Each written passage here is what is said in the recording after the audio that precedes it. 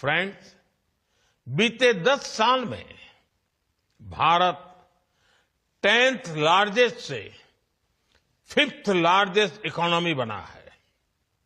बीते 10 वर्षों में हमने अपनी सोलर एनर्जी जनरेशन कैपेसिटी को 32 टाइम्स बढ़ाया है। आज भारत दुनिया का तीसरा सबसे बड़ा सोलर पावर जनरेटिंग नेशन है। हमारी non fossil fuel energy capacity 3 गुना बढ़ी है। भारत G20 देशों में पेरिस समझौते के लक्ष्यों को पूरा करने वाला पहला देश है। भारत कैसे अपने लक्ष्य समय से पहले प्राप्त कर रहा है, इसका एक और उदाहरण है इथेनॉल ब्लेंडिंग। आज भारत 19% इथेनॉल ब्लेंडिंग कर रहा है। इससे फॉरेन एक्सचेंज की सेविंग हुई है और सब्सटेंशियल फार्मर रेवेन्यू जनरेट हुआ है। साथ ही CO2 एमिशंस में सिग्निफिकेंट कट भी आया है। हम अक्टूबर 2025 से पहले ही 20% इथेनॉल मैंडेट अचीव करने की राह पर है। आज भारत की बायोफ्यूल्स इंडस्ट्री तेजी से ग्रो करने के लिए तैयार है। हमारे पास 500 मिलियन मैट्रिक टन्स का सस्टेनेबल फीडस्टॉक है।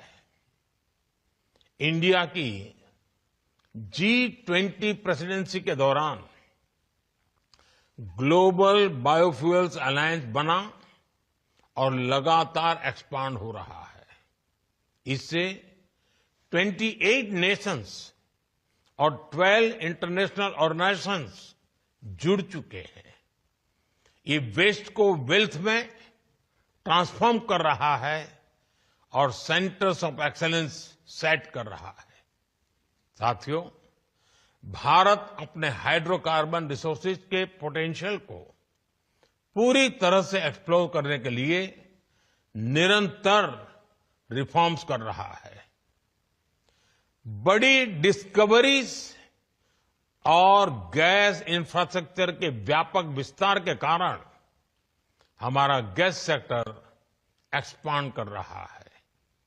इससे हमारे एनर्जी मिक्स में नेचुरल गैस का शेयर बढ़ा है। भारत अभी 4th लार्जेस्ट रिफाइनिंग हब है और हम अपनी कैपेसिटी 20% तक बढ़ाने में जुटे हैं। साथियों, हमारी जो सेडिमेंट्री बेसिन्स है, इसमें कई सारे हाइड्रोकार्बन रिसोर्सेज मौजूद है। इनमें से कई का पता चल चुका है और कई ऐसे हैं जिन्हें खोजा जाना बाकी है, जिनका एक्सप्लोरेशन बाकी है। इंडिया का अपस्ट्रीम सेक्टर और आकर्षक हो, इसके लिए सरकार ने open acreage licence policy OALP बनाई है। एक्सक्लूसिव इकोनॉमिक जोन को खोलना हो या सिंगल विंडो क्लियरेंस सिस्टम बनाना हो, सरकार ने इस सेक्टर को हर तरह से मदद दी है।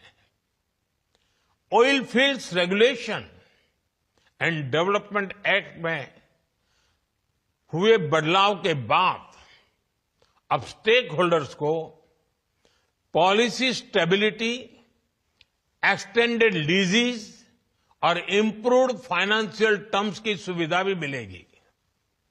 सरकार के इन रिफॉर्म्स के कारण समुद्री क्षेत्र में ऑयल और गैस रिसोर्सेज की खोज करने, इनका प्रोडक्शन बढ़ाने और स्ट्रेटेजिक पेट्रोलियम रिजर्व्स को मेंटेन करने का काम